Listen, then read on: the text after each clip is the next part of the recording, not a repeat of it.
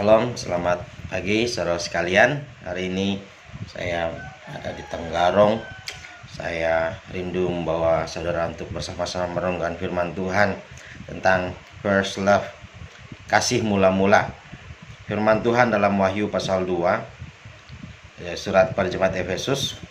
Sana Tuhan berkata, "Aku tahu segala pekerjaanmu, baik jerih payahmu maupun ketekunanmu. Aku tahu bahwa engkau tidak dapat sabar terhadap orang-orang jahat, bahwa engkau telah mencobai atau menguji mereka yang menyebut dirinya rasul, tetapi yang sebenarnya tidak demikian, bahwa engkau telah mendapati mereka pendusta, dan engkau tetap sabar dan menderita oleh karena namaku, dan engkau tidak mengenal lelah."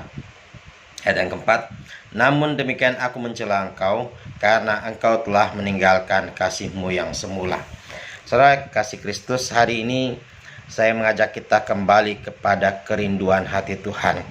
Apa yang sebenarnya terkandung dari panggilan kita menjadi orang Kristen? Jika kita kembali ke Taman Eden, saudara, masalah utama di sana yang terjadi adalah Adam dan Hawa telah kehilangan kemuliaan Allah, telah terputus hubungan istimewanya dengan Tuhan, di mana mereka bisa bercakap-cakap. Tujuan Tuhan menciptakan kita adalah untuk menjadi sahabatnya, untuk menjadi pribadi yang spesial, di mana ia punya waktu-waktu tertentu untuk berbicara dengan kita. Bayangkan Tuhan semesta alam, pencipta segala sesuatu yang telah menciptakan saudara. Ia ingin bersahabat dengan saudara, ia ingin bergaul akrab dengan saudara. Tetapi apa yang terjadi dalam perjalanan iman? Kita mulai beralih fokus kepada yang lain. Ketika kita pertama bertemu pasangan kita, suami atau istri kita, saudara masih ingat bagaimana kita sangat merindukannya, bagaimana kita menghabiskan begitu banyak waktu bersama dia, bagaimana kita selalu mengungkapkan kata-kata mesra dan romantis. Namun dalam perjalanan 1, 2, 5 tahun, 10 tahun kemudian, semua mulai tawar, semua mulai berjalan biasa-biasa, kering, dan tidak seromantis dulu. Kekristenan seperti itu, saudara. Ketika kita baru mengenal Yesus, kita begitu bersemangat, kita begitu merindukan dia, kita begitu rindu beribadah. Pada tataran lain, orang-orang yang hidup mendalam dalam Tuhan menghabiskan waktu untuk membaca Alkitab dan berdoa, untuk berbicara dengan Tuhannya, berbicara dengan sahabat abadinya.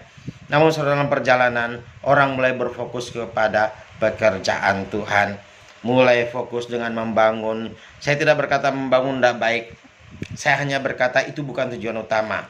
Membangun sebagai akibat dari kerinduan akan Allah akan punya dampak luar biasa, saudara. Kita membangun tetapi tanpa hasrat untuk mencari wajah Tuhan, maka bangunan kita akan tetap kosong. Karena tujuan kita membangun rumah Tuhan adalah untuk bersekutu dengan Dia. Tapi saudara, banyak orang fokus dengan bangunan. Seperti yang sering saya ceritakan tentang legenda, hanya sebuah legenda tentang Taj Mahal, di mana Kaisar Mughal Shah Jahan, saudara, suatu hari istrinya meninggal. Ketika meninggal, istri yang permaisuri yang paling dicintainya ini, saudara, ia berencana membuat monumen yang luar biasa. Maka dimulailah pembangunan Mughal Shah Jahan. Setelah abu istrinya dimasukkan dalam guci, diletakkan di lokasi pembangunan. Saudara, hari demi hari, bulan dan tahun berlalu. Mughal Shah Jahan yang tadi berencana membangun monumen untuk menjadi kuburan istrinya, saudara, mulai beralih kepada pembangunannya. Pembangunannya begitu megah dan baik, saudara, akhirnya mengambil alih perhatiannya. Suatu hari ketika Mughal Shah Jahan inspeksi, melihat-lihat di bangunan yang didirikan oleh para tukang monumen itu, saudara, yang melihat sebuah kotak, yang menendangnya dengan marah dan berkata pada prajurit, "Kenapa kalian meletakkan kotak yang begitu buruk dan rusak ini ke dalam bangunan saya?" Saudara, bangunan itu begitu megah, mencuri perhatian sehingga dia lupa kotak yang ditendangnya, yang disangkanya adalah sampah itu adalah berisi Gucci, di mana Abu istrinya berada.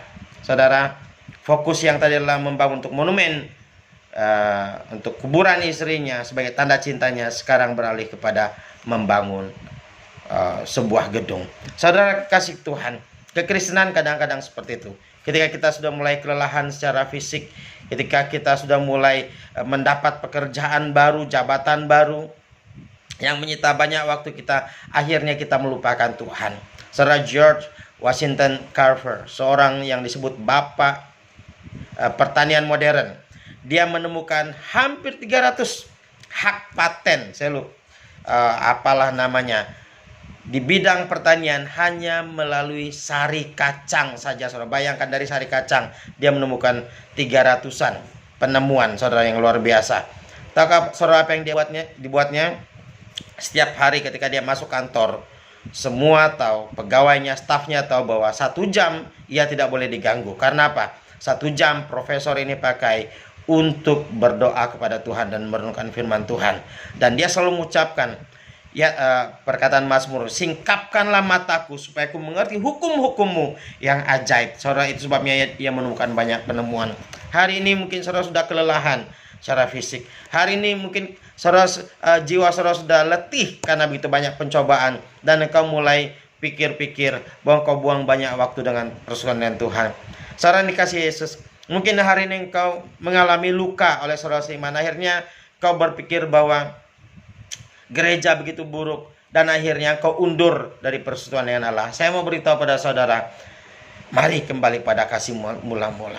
Mari buka Alkitab kembali. Mari mengampuni, mari mengasihi, mari melayani kembali.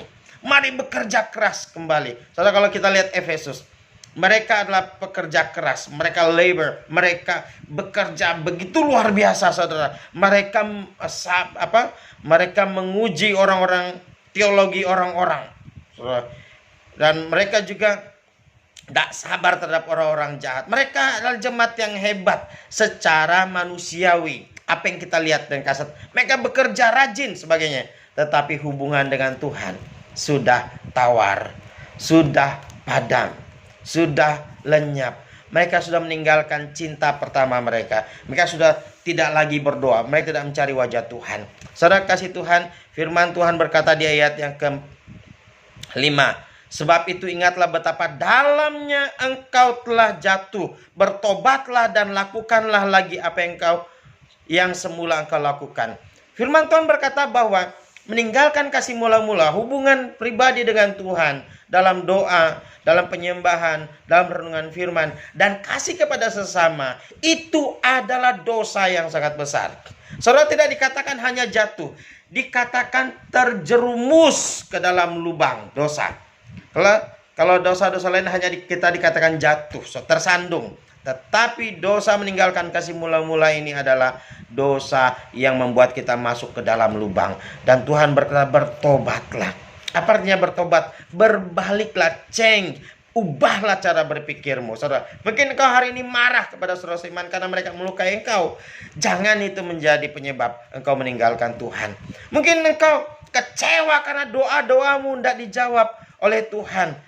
Saudara, firman Tuhan mengatakan, Yesus berkata, jangan jemu-jemu berdoa. Jangan sekali, 2 kali berdoa dan engkau tidak mendengar jawaban.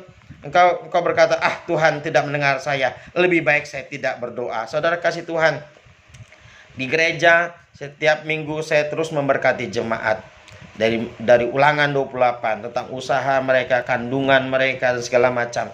Baru-baru ini, dalam 1 tahun ini kami mengalami 2 mujizat.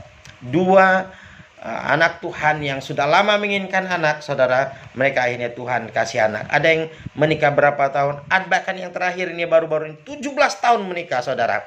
Akhirnya doa mereka didengar. Tahukah saudara, jangan sampai saudara meninggalkan Tuhan karena saudara berpikir Allah tidak peduli. Allah sangat mengasihi engkau.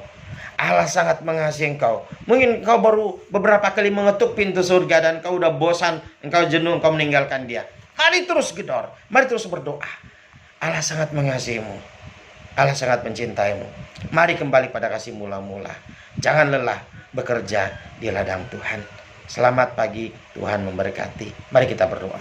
Bapak, hamba berdoa untuk setiap anak-anak Tuhan yang hari ini mulai kelelahan secara rohani.